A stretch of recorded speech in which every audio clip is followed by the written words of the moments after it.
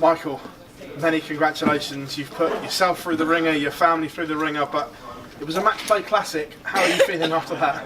Yeah, I think if you're a fan of mine, I don't think there's ever been an easy game.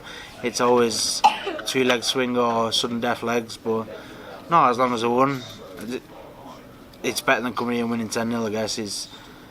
You don't see where you're at, and 6-4 down and 8-4 down, I see where my game was and where my head is. It's there for battling, it's there for fighting and winning legs that I shouldn't and scrapping for wins. 8-4 down, what are you telling yourself? Because it seemed as if there was just a flick of a switch and vintage Bully Boy turned up. The 180 started creeping in, the double percentage was high anyway, but you were pinging tops for fun. What was the turning point? Just, he can't get to 9. I wait for that match. I don't care if he wins a leg. As long as I win the next 2, that's all to get to himself. But when he's 8-4 up, he can't get the next leg. You've got to get it to 8 all, and we see where it is from. 8-7, and then it's his darts, and then over one big push, and then you're throwing for 9-8, and that's all to get to tell himself. And then he went 8-5, 8-6, 8-7, and then I think he missed dart at double. I think 74 maybe, and I managed to step in, ping the tops, and yeah, he was. As long as he didn't get to 9, that's all to get saying to himself for that game. He's not the most easiest player to play against. Early on, were you struggling to get into your rhythm?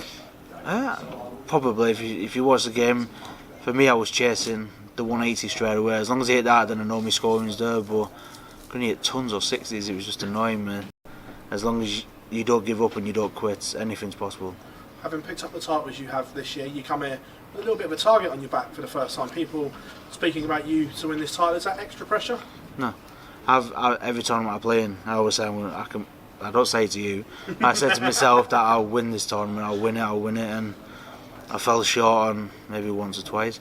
But no, I just believe it 100%. I believe I'm the best player in the world if I turn up. I believe I'm the best player in every tournament we go into, and if I don't believe it, no one else will. But I would never sit here and tell you that I was going to do it. But no, as being a target, I'm not bothered. If they beat me and I played well, fair play. It's when I played bad I get upset with myself. That's the worst thing. Michael, congratulations, fabulous comeback. Cheers, bro. Cheers, lad. The 161 check-out, was that the moment where things just started to turn a little bit? No, I should never give it large.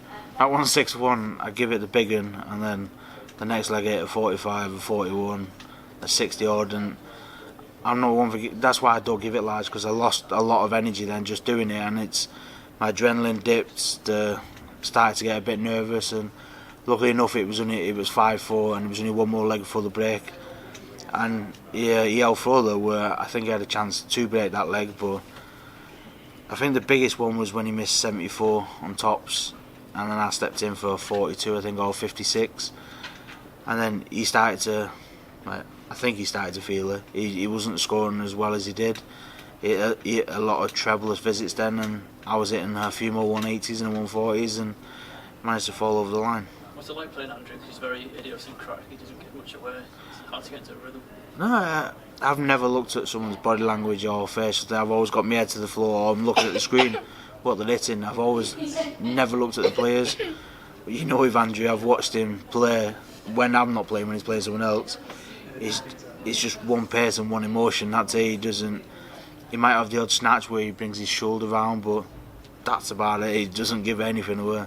Different game altogether in the next round, Van Dragon Body. What do you think we could see in that game? A lot more pace. Me blowing after about 2 or 3 legs is going to be that fast, but no, should be a high scoring game. He's going to be pumped up like he always is.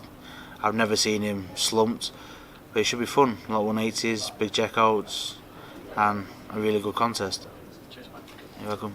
Michael, there's been times in years gone by where you've come out the wrong side of games like that, scrappy games like that. Do you feel like you're turning the corner in terms of winning games that when you are quite at your best? I don't say turn the corner. I think more. I've worked on a lot of things, not just darts wise. It's just my own head, really, my mental side of the game, and it's not being to see anyone or like sports psychology. No, it's just telling myself, like, you're the best. You can still win. Don't give up. Don't quit. And because I've done it now for the last 3 or 4 years, it's kind of come repetitive and second nature now. So even when I'm getting beaten, and I've not been 9-0 down, but if I was, I'd still tell myself I could still win, and I don't quit until Kirk or Russ or whoever's on the stage shouts that winning double, Just got to keep fighting and believing in yourself 100%. You go into this on the back of some really, really good form. Some would say the best form we've seen in the first 6 months, 7 months of the year. Do you feel that way? No, no, don't think so. I've been playing well, but I've been winning tournaments where I've been averaging like 96, 97. I've not been doing the 110s, 112s where I know I can do. But as long as I'm winning, I don't care what my averages is. It's the PDC and social media make the do-over averages. I'm only bothered about having a W. That's all I'm bothered about, is getting that win. Cheers, man. Thank you very much, mate. Cheers.